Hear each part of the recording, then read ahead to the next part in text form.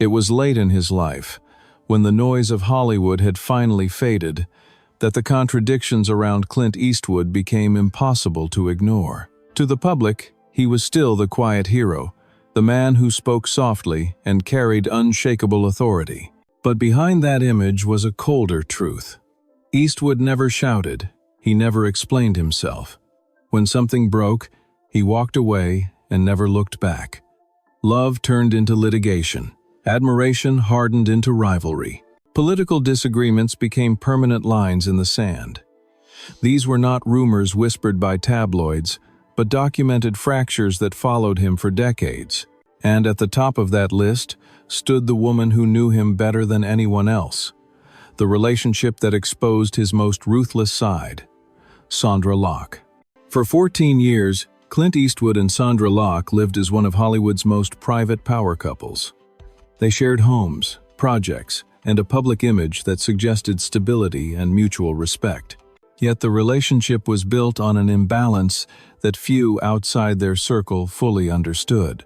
Eastwood was already a towering institution, with control over studios, budgets, and access. Locke's career, increasingly, passed through him. What looked like partnership often functioned as permission. When the relationship ended in 1989, it did not dissolve through conversation or closure. It ended through action.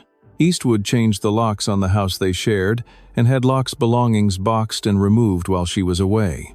There was no warning, no negotiation, no space for response. The message was unambiguous. The door was shut, and it would not reopen. The breakup might have remained a private cruelty if not for what followed. Locke filed suit, accusing Eastwood not only of emotional harm but of calculated deception designed to dismantle her future. At the center of the case was a settlement that appeared, on paper, to secure her directing opportunities at Warner Brothers. Publicly, it looked like a fair compromise. A quiet resolution between two powerful figures. Privately, Locke alleged, it was something else entirely. She claimed Eastwood had secretly paid the studio to guarantee that she would never be hired, transforming the agreement into a mechanism of silence rather than support. The allegation cut deep because it reframed Eastwood's discipline as strategy. This was not anger in the heat of separation. It was premeditation. Court filings exposed a side of Hollywood that thrived on deniability. Money moved discreetly. Promises existed without intention. The power dynamic became the story. Locke argued that the settlement functioned as a muzzle, preventing her from speaking while ensuring professional isolation. The case dragged a revered figure into an uncomfortable spotlight. Eastwood denied wrongdoing, maintaining that he had acted within legal bounds.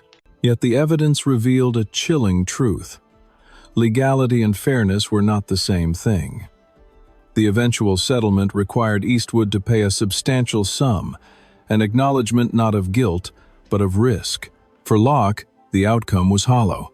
The years lost to litigation could not be recovered, and her career never regained momentum. Opportunities vanished. Invitations stopped coming. The industry, ever cautious, chose distance. What made the episode especially devastating was its finality. There was no reconciliation, no public regret, no attempt to soften the damage. Eastwood did not explain himself. He did not defend his character beyond formal statements. He moved on. That silence, for many longtime admirers, redefined his legend. The stoic hero was no longer merely reserved. He was capable of erasing someone from his life with precision and patience. Locke, by contrast, became a cautionary tale about proximity to power. Her story lingered as a warning whispered in private conversations, rarely spoken aloud. This conflict stands first because it exposes the core of Eastwood's personal code. Loyalty was conditional. Independence was non-negotiable. When a relationship threatened control, it was not repaired. It was neutralized. The love story that once symbolized Hollywood romance ended as a legal case study in dominance and consequence. For audiences who grew up believing in Eastwood's moral clarity, the Locke case remains the most unsettling chapter. It suggests that behind the calm exterior lived a man who did not need to raise his voice to destroy what stood in his way. He simply closed the door and ensured it stayed closed. For audiences over 60, the clash between Clint Eastwood and John Wayne feels almost mythic. Both men embodied the American West, yet they stood for radically different eras. Wayne represented the classical cowboy, moral clarity, communal justice, and a frontier where violence served order. Eastwood arrived as the antithesis. His characters were solitary, morally ambiguous, and willing to cross lines the old Western never acknowledged. As Eastwood's star rose in the late 1960s and early 1970s, Wayne watched with unease. To him, Eastwood's success did not renew the genre, it distorted it. The tension remained largely unspoken until Eastwood directed High Plains Drifter. The film's brutality, revenge-driven narrative, and bleak moral universe struck Wayne as a betrayal of everything the Western stood for. Rather than issue a public rebuke, Wayne chose a more personal route. He wrote Eastwood a handwritten letter direct, severe, and unmistakably disappointed. In it, Wayne accused Eastwood of making a film that mocked the very myths that had defined the frontier on screen. He argued that High Plains Drifter portrayed the West as cruel and corrupt, undermining the values that generations of Americans associated with the genre. For Wayne, this was not an artistic disagreement. It was a moral one. Eastwood's response was silence. He did not answer the letter. He did not soften his approach. He did not seek Wayne's approval or attempt reconciliation. Instead, he continued making films that pushed the Western further into darkness, embracing violence and ambiguity as truths rather than deviations. The silence spoke volumes. To Eastwood, Wayne's criticism belonged to a past he had already left behind. Engaging would have meant conceding authority. Ignoring it affirmed independence. What followed was not a feud in the tabloid sense, but a permanent distance. The two men never collaborated. They never publicly resolved their differences. Wayne continued to speak of the Western as a moral inheritance, something to be protected. Eastwood treated it as a canvas for interrogation, stripping away heroism to expose consequence. Hollywood, caught between reverence and evolution, allowed both legacies to coexist without forcing a reckoning. Yet among insiders, the divide was understood. This was not competition for roles or accolades. It was a collision between philosophies. For older viewers, the weight of this conflict lies in what it represents. Wayne was the last guardian of a myth. Eastwood was the man who dismantled it. Wayne believed the Western should offer reassurance. Eastwood believed it should offer truth, even when that truth was uncomfortable. Their inability to reconcile reflected a broader cultural shift, one that mirrored America's changing relationship with authority and violence. Eastwood's refusal to engage was not cowardice, it was a declaration. He would not inherit the genre on Wayne's terms. This clash earns its place on the list because it marked Eastwood's full departure from the past. In choosing silence over apology, he accepted the cost of alienating an icon. For Wayne, the letter was a warning. For Eastwood, it was confirmation that he was on the right path. Two kings, one frontier, and no room to share the crown. The Western survived, but it was never the same again. The clash between Clint Eastwood and Spike Lee did not grow out of personal history or private betrayal. It erupted in public, shaped by race, politics, and the question of who gets to define historical truth.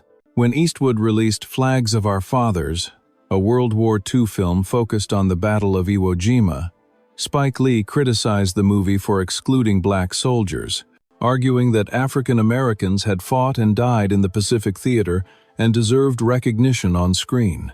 To Lee, the absence was not a creative choice, but a political statement, one that perpetuated a selective version of history. Eastwood rejected the criticism outright. He did not frame his response as a misunderstanding or invite debate. Instead, he drew a hard line. In interviews, he stated that his film followed the historical record of the specific event portrayed and that casting decisions should not be reshaped to satisfy contemporary political expectations. Then came the sentence that crystallized the conflict.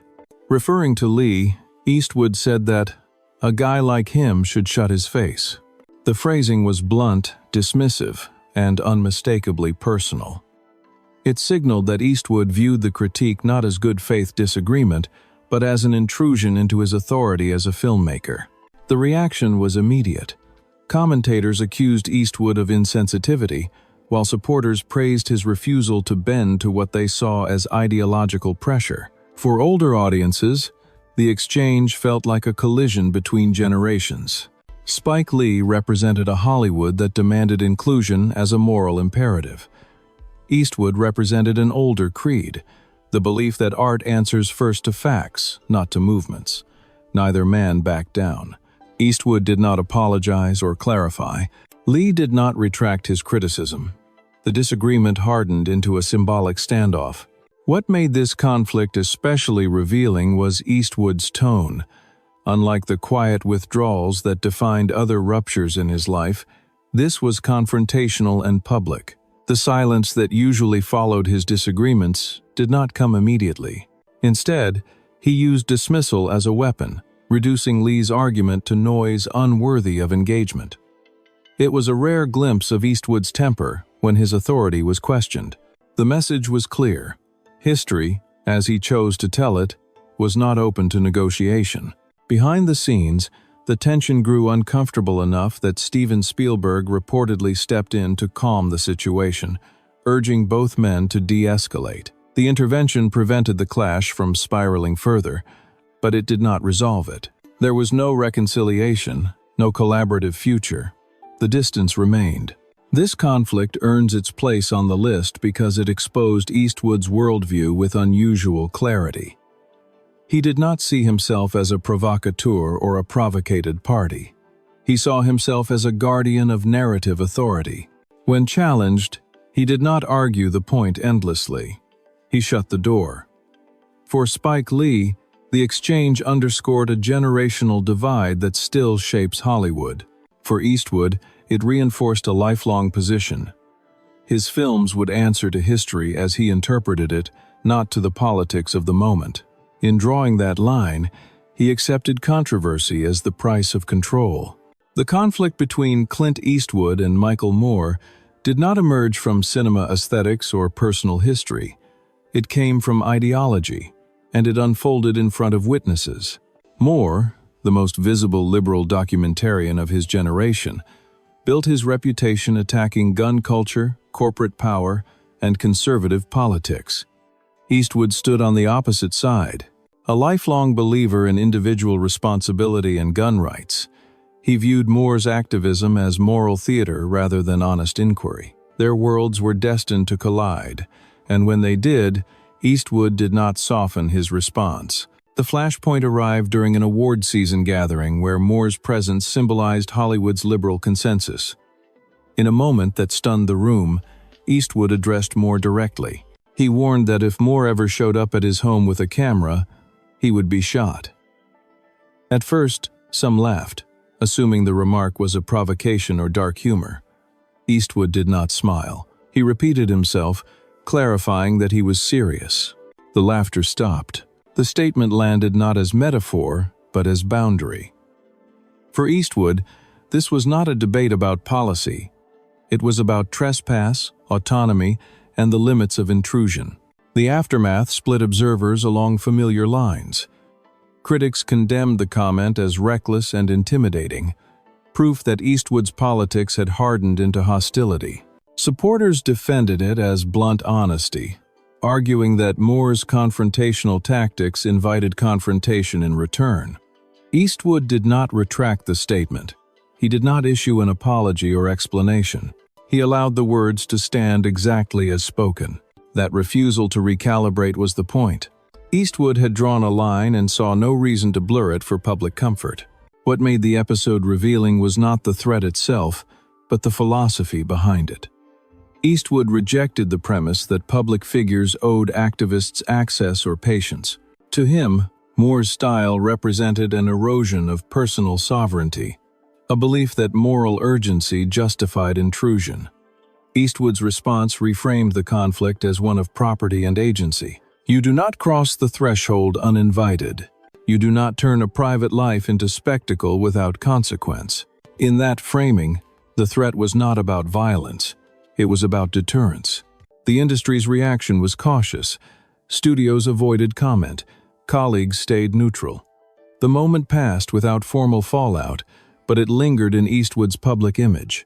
For older audiences, the incident reinforced a perception of him as uncompromising, even frighteningly so. This was not the measured stoicism of his films. It was a man asserting control in the most direct terms possible. Moore, for his part, did not pursue the confrontation. He referenced the episode obliquely, letting Eastwood's words speak for themselves. This conflict earns its place on the list because it illustrates how Eastwood handles ideological opposition. He does not negotiate. He does not seek middle ground. When faced with a worldview he rejects, he erects a barrier and defends it. The episode with Michael Moore distilled decades of political identity into a single sentence that could not be misunderstood. For Eastwood, the cost of clarity was controversy. For Moore, it was a reminder that not all disagreements in Hollywood end with speeches. Some end with doors closed and warnings delivered cold. In Eastwood's universe, that finality was not a flaw. It was the point. Unlike the other conflicts in Clint Eastwood's life, the tension with Meryl Streep was not born from romance, lawsuits, or shouted insults. It emerged from symbolism and public moral judgment. For decades, Eastwood and Streep represented two pillars of Hollywood excellence. Both were respected across generations, both carried immense cultural authority, and neither needed controversy to command attention. Yet politics drew a quiet but unmistakable line between them. The moment that crystallized this divide came in January 2017, during Meryl Streep's Golden Globe acceptance speech. Without naming Eastwood directly, she invoked his infamous 2012 Republican National Convention appearance, the empty chair monologue, and used it as a symbol of what she described as cruelty and irresponsibility in public discourse. The implication was clear. Eastwood had become shorthand for a Hollywood that enabled political harm through silence or complicity. For Eastwood, the speech was not an abstract critique. It was a public reframing of his identity by someone whose voice carried moral weight. He did not respond with outrage. He did not demand an apology. Instead, he issued a single, carefully measured line. Everyone is entitled to their opinion. The statement sounded neutral, almost polite, but those who understood Eastwood recognized it as closure. There would be no dialogue, no clarification, no attempt to reconcile positions. The distance was set. In Eastwood's world, public moral instruction was a form of intrusion. Once delivered, it changed the relationship permanently. What made this rupture resonate with older audiences was its restraint. There was no courtroom drama, no tabloid spectacle, just two legends drifting into separate moral universes. Streep continued to embody Hollywood's liberal conscience, speaking openly about politics and responsibility. Eastwood retreated further into silence, reinforcing his belief that conviction does not require performance. The absence of collaboration in the years that followed spoke louder than any statement. Mutual respect remained in theory, but proximity vanished in practice. This conflict earns its place on the list because it captures Eastwood's late-life posture toward Hollywood itself. He no longer argued, he no longer defended, he simply withdrew. In doing so, he transformed silence into a boundary. For Streep, the speech was an act of conscience. For Eastwood, it was a signal that the shared cultural ground had eroded. Neither appeared to regret the outcome. The separation was clean, unemotional, and final. With this final rupture, the pattern becomes unmistakable. Clint Eastwood does not explode. He does not negotiate endlessly. When confronted by lovers, legends, activists, or moral authorities, he closes ranks and steps away. The people left outside rarely return, and that may be the most revealing truth about the man behind the myth. His greatest weapon was never anger. It was distance. When the life of Clint Eastwood is viewed without the filter of myth, a consistent pattern emerges. Every major rupture followed the same logic. He did not argue to win people back. He did not apologize to restore harmony. He withdrew, decisively and without sentiment. Lovers became litigants. Fellow icons became strangers. Political opponents became lines that could not be crossed. What united these conflicts was not anger, but control. Eastwood believed authority, once challenged, must be reclaimed or abandoned entirely. There was no middle ground. For audiences who grew up admiring his restraint on screen, this reality is unsettling. The quiet hero was not gentle. He was disciplined, and discipline, when stripped of empathy, can look indistinguishable from cruelty. Unlike many Hollywood legends, Eastwood never sought absolution in old age. He wrote no confessional memoir to soften the past. He offered no tearful interviews reframing regret as wisdom. His silence was not an oversight. It was a philosophy. He believed that explanation weakens authority and that distance preserves dignity. In that worldview, forgiveness is not a virtue. It is a concession. Those who crossed him were not fought. They were erased. Careers stalled. Friendships cooled. Dialogues ended before they could begin. To some, this was strength. To others, it was emotional austerity mistaken for integrity. What makes Eastwood's legacy especially compelling for older viewers is its familiarity. He embodied an era where men were taught to endure rather than explain, to act rather than process. His conflicts reflect that code in its purest form. When love ended, it ended absolutely. When disagreement surfaced, it became permanent separation. There was no language for repair, only for exit. This approach built an unassailable image of self-sufficiency, but it came at a cost. The circle around him narrowed. The bridges behind him burned quietly, without smoke. As history reassesses Clint Eastwood, the question is no longer whether he was great. That is settled. The question is whether greatness requires distance, and whether silence, wielded long enough, becomes a form of power that leaves no room for reconciliation. Eastwood never answered that question. He lived it, and in doing so, he left behind a legacy defined not only by the films he made, but by the people he chose never to face again.